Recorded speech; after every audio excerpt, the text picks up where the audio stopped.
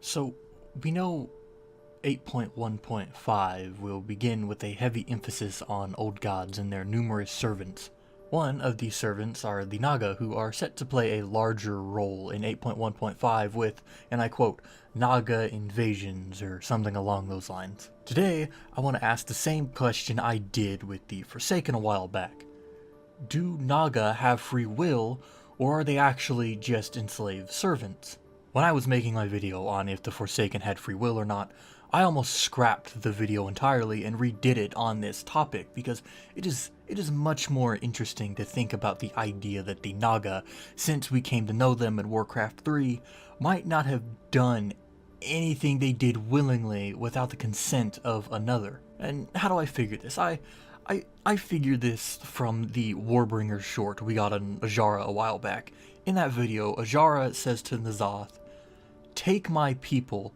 With them I will raise an army, conquer your enemies, build an empire." Just moments before that, Azshara states that if she were to die, she'd die a queen and not a slave like he wants her to be. She says nothing about giving her people that same free will she wants. Later in the short, we see Azshara transform from an elf to a Naga, and then they pan over the numerous Naga that are ready to serve Azshara and N'zoth. But what really caught my eye, and what really made this video happen, are the eyes. If you look at the eyes, we see the eyes of the Naga turn from like this blue to like a glowing red. Of course, this could just be cosmetic, it's true, but the only eyes that don't turn and don't change colors are Azshara's. Hers do not change to a glowing red, they stay whatever color she had before or after the transformation. This, to me, gives me two different vibes. Either Azshara is controlling them, or N'zoth is controlling them. But my money is on both. For as long as Azshara is alive, she will control and rule over them, but upon her death, or whenever he wishes, N'zoth can use them as his own puppets.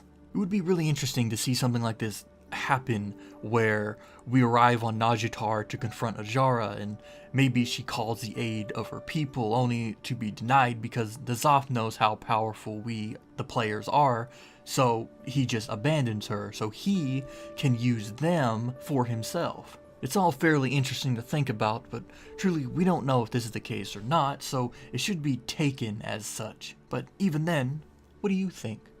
Do you think the Naga are nothing but slaves? Maybe you believe the Naga have something else going on entirely.